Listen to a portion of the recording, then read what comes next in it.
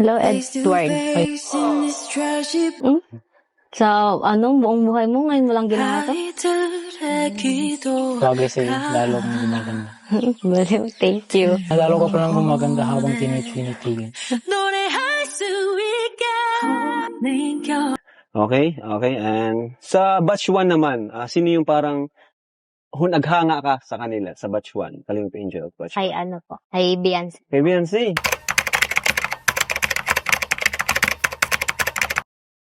So yan guys, good morning, good afternoon, and good evening po sa inyong lahat. Saan man po kayo naroon, mag-iingat po tayo palagi. Ito muli ang inyong lingkod, Batang LU. Nagbabalik para bigyan naman po ng reaksyon ang pinakaunang solo vlog ng magkasama Sina, Marian, and Edward. Yan guys, nabuong akala ko dati si Edward ay talagang hindi nagsasalita kasi di ba guys, mas nagsasalita po si kuya niya, si Edwin. Sa kambal na yan ay si Edwin po yung talagang masalita pag kinakausap. Si Edward tahimik lang. Pero nung makaharap si Marian guys, kakaiba. Kakaiba ito. Talagang sobrang sweet. Sobrang sweet magsalita at parang mukhang dinaig pa niya ang kanyang kuya Edwin pagdating sa babae. Nako po, Diyos ko. Kaya guys, wag po ninyo akong iiwan. Samahan po ninyo ako hanggang dulo ng vlog na ito. And syempre, bago tayo tumuloy doon, ako'y magpapasalamat sa inyo sa patuloy niyong pagsuporta sa buong Team Kalingap po, sa pangunguna ni Kuya Bal Santos Matubang, Ate Edna Vlogs, and syempre si Kalingap Rob and Ma'am Jackie. So guys, samahan po ninyo ako.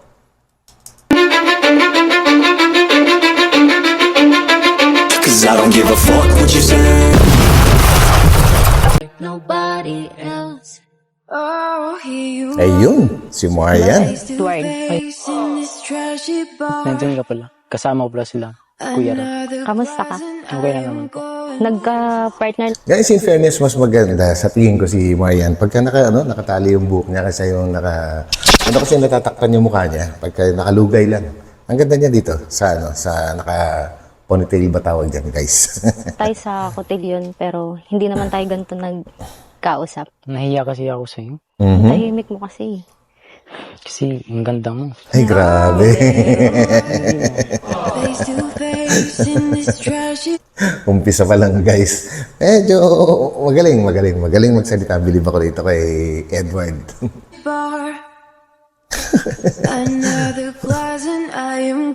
Anong ginagawa mo?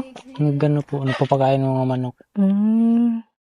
Mga mga alaga mo? Alaga Lahat? naman Edwin nila tatay. Mahilig din ako sa magbahog ng mga ganyan. Ang dami din kasi si Papa ang ganyan sa amin. Bagay sila, guys. Grade, ka na nga? 12 po. Grade 12. Saan nag-aral? Sa San Vicente, sa Furlong.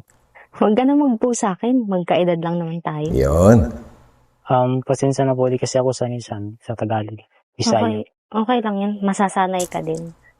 Upo muna tayo dun. Sige ta. Buti naman ngayon nagsasalita ka na. Ayun. Nakakahiya kasi may vlog tapos di ako imik sa'yo. Tsaka nahiya lang talaga ako nung practice natin. Okay lang yan. Huwag ka mahiya. Pogi ka naman Here you are, face to face in this trashy bar. Bakit? Another glass and I am going places. Mas maganda pala dito sa personal, sa lugar nyo. Palagi ko kasi kayong napapanood sa vlog ni Kuya Rab. Yun, Oo, presko at tahimik. At salamat at napabisita ka di. Ay, wala yun. Sakto kasi sa diet din naman kasi ako. Tapos biglang nag-chat si Kuya na. Actually, guys, sorry, naputol ko. Naisip ko kasi, guys, ito yung pinakaunang kung sakasakaling magtuloy-tuloy na magiging love team na parang ang kwento ng buhay nila is yung ordinary. Yung parang dito, siguro sa ganitong lugar, iikot yung kwento nila, unlike sa iba, yung mga magagandang lugar, yung mga ganun. Pero sooner or later, pagka nagtuloy-tuloy ito, siguro makakarating din sila sa iba-ibang lugar. Pero as of now, ang ganda mo kasing tingnan para maiba naman na parang nasa baryo lang. Di ba, guys? Mag-vlog daw tayo. Kaya, ayun. Teka lang, may kukunin lang ako. Sige. know that I need Ang ganda ng ngiti ni Marian, Ay, wow. Thank you. Uy, Pasensya ka na, ilang Sweet. Biglaan kasi pumunta mo dito. Okay lang yan. Ang ganda naman. Saan mo to kinuha? Hmm.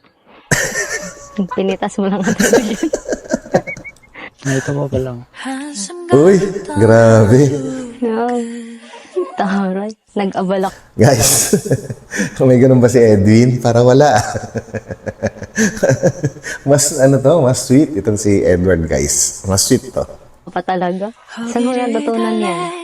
Sa totoo lang, ngayon ko lang nagawa. Wow, Sa buong buhay mo, ngayon mo lang ginawa to? grabe. Bagay sa'yo, lalo kong gumaganda. Ayun, oh. Thank you. Lalo ko pa lang gumaganda habang tinitinitigil.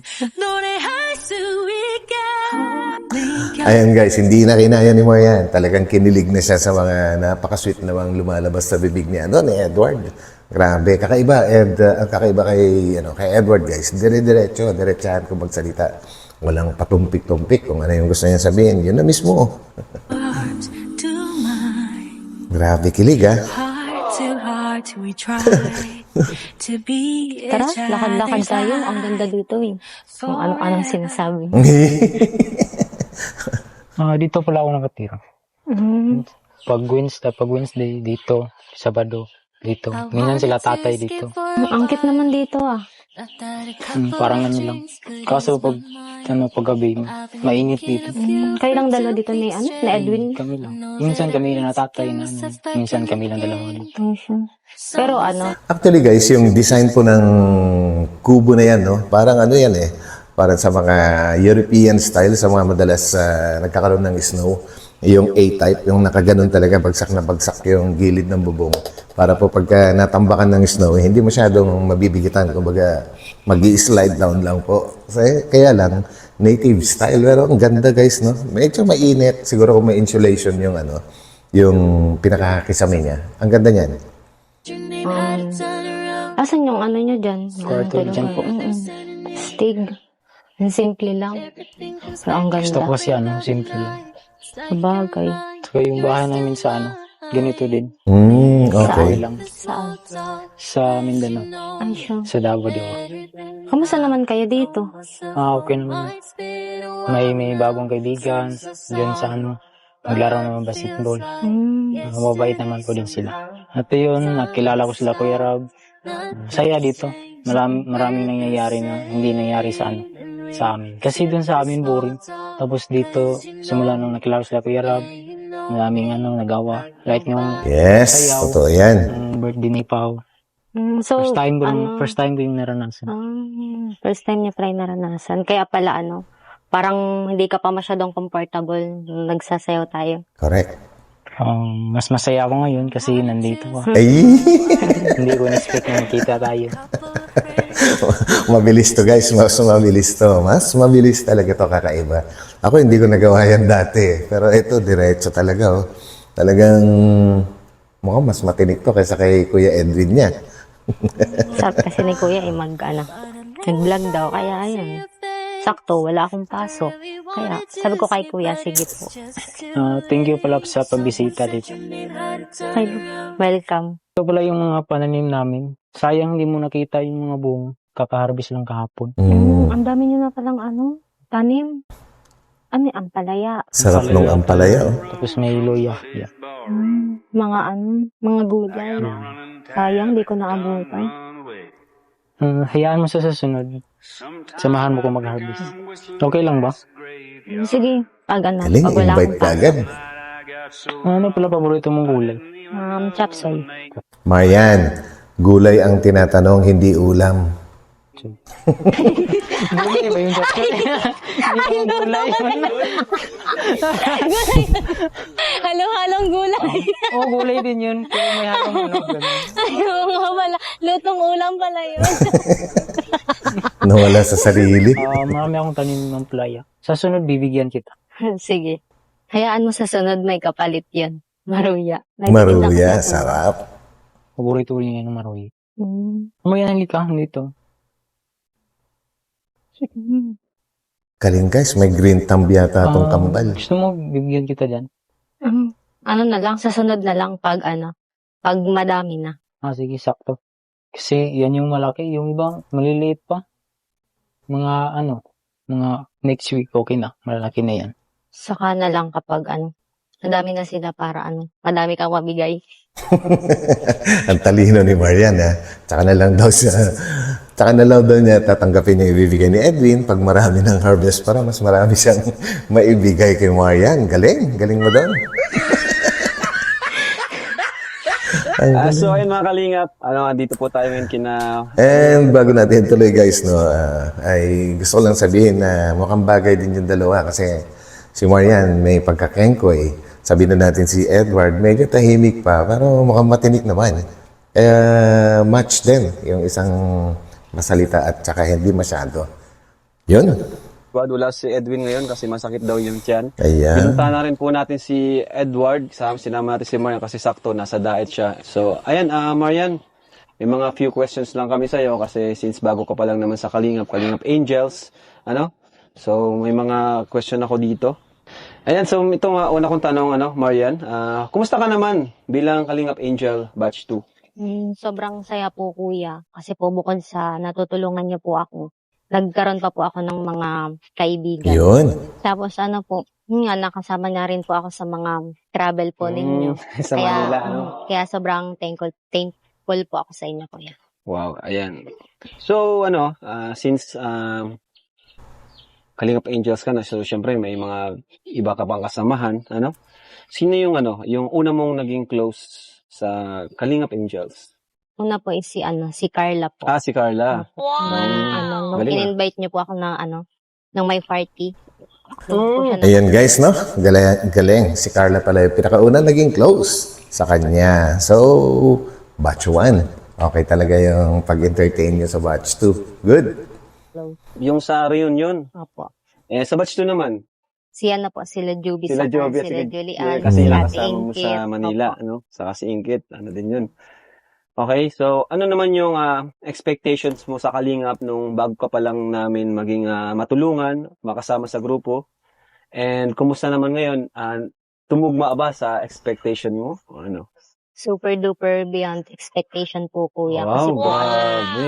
Grabe yun Kasi po bukod dun sa natutulungan niyo po ako, nagkaroon pa po ako ng mga circle of friends. Galing. Bago Tama. friends sila, Kalingap Angels, at Team Kalingap, Then masaya na po ako dun kahit yun lang po ang meron ako, mga friend and family. Wow, grabe naman. Ay na po ako doon. Okay. And sa batch 1 naman, sino yung parang naghanga ka sa kanila sa batch 1? Kalingap Angel batch 1.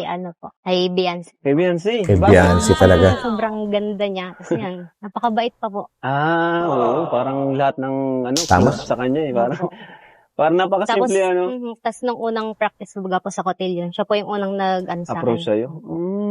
Kasi Galing. nagyakap pa siya. Ang bait niya, siya, Galing. humble. Opo. Tapos, yun nga, tawag dyan, kahit alam niya niyang, aware siya na syempre, kilala na siya, maraming sumusuporta sa kanya, siya talaga yung lalapit sa'yo.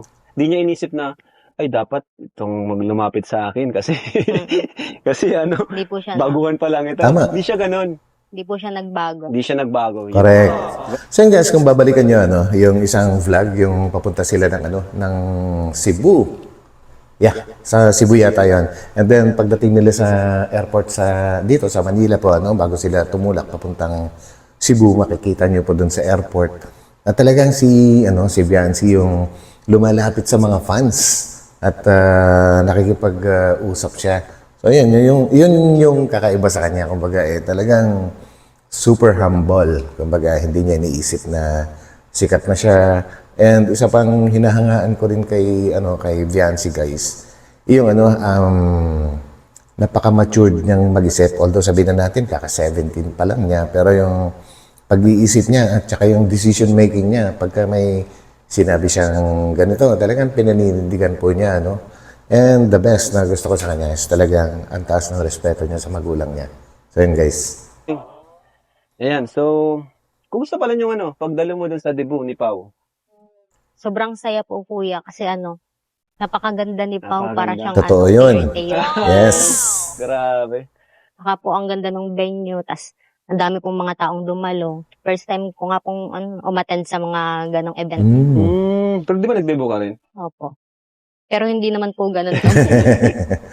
Oo. Grabe. Pero yun, mahalaga ay nag-enjoy ka. Opo. Nag-enjoy kayong lahat. So yun lang naman ang mga konting katanungan. Next time naman yung iba. So, Edward, dito ka. So ayan, nabibigay akong allowance sa inyo bago kami Ayun. umalis, no? Okay. Ay, mga kalingap, dito si Edward, no? Grabe. Tanong na si Edward ng kunting katanungan. Ito na lang. So Edward, kumusta yung unang nyo? Ngayon lang daw kayo nag-usap ng matagal eh. Yun lang. Ngayon Kasi, lang. nung nag-practice kami, nahiya ako sa kanya. Bakit? Ba't ka nahiya? Nahiya lang ako. Di kasi ako sanay sa Sa may- Di ka sanay na makipag-usap sa babae. Mhm. Lalo na po, maganda siya, lalo akong nahiya. Lalo ka nahiya. Ang bira. Di ba, nung una, gusto mong mamit siya. So, ayan na, pinabigyan na kita. Pati yung mga viewers. Yes. So, ayan, may bibigay pala ako sa inyo. Allowance, no? Sa school ni Marian, sa school nyo. So, ito Marian, allowance mo Marian. Ayan, 5,000 Ayun. para sa allowance mo. Thank you, kuya. Thank you po. Ayan. At yun naman, Edward, 5,000 din. Para sa inyo Ayun. din. Nice. Okay, so, Pasalamat ako sa viewers. Salamat sa inyo sa walang sawang pag-support sa team Karim. Yes. Tama. Unang-una po, thanks kay God. Yan. Kasi kundi rin dahil sa kanya, wala ako dito ngayon. Then, kay Ate Rhea po, sa naka-scout Oo nga, sa akin. Ayun, si Ma'am Rhea Olarte. Then, kay Kuya Rab, thank you po sa mga tulong. Then, kila Ate Edna and kila Kuya Bal po. And then, kay Ate Jackie. Thank you so Yun. much po. Yes. Ayos, Correct. Galing. parang sanay-sanay na si Kompleto. Marian. Si ito nahihiya pa kasi alam nyo, siya nahihirapan siya mag-Tagalog. Mm. Pero kung Bisaya yung salita nito, sulit-tuloy din ang salita nito. Mag-practice ka na mag-Tagalog, Pero okay lang yan. So, thank you mga kalingap. God bless. So yun guys, no? Grabe. Mahihain pa si Edward yan, no? Paano na lang kaya pag hindi na siya mahihain? Ako, mas mabilis to kaysa sa kuya niya. And guys, mukhang bagay naman sila kasi si Marian. Ang ganda niya. And may itsura sila pareho. And yun nga, kagaya ng sinabi ko kanina, si Marian ay mas parang ang galing niya mag-initiate ng isang mapag-uusapan para madala niya si Edward para hindi naman magiging tahimik palagi yung mga vlog nila or pagsasama nila. Ayun, perfect match din. So yan guys, maraming salamat sa pagsama nyo sa akin sa maigsing reaction video na ito. And bukas guys, or mamayang gabi, yung kuya naman po niya, ang re-reactionan po natin, kasama naman si Pao. So yan guys, mukhang nagkakaigihan din yung dalawa at grabe din yung pagiging kengkoy ni Pao. I mean, hindi actually kengkoy, kumbaga ang galing niyang mag-entertain. Galing niya magdala. So yan. Thank you and antayin niyo po yung aking susunod na vlog mamayang gabi. So bye-bye po muna.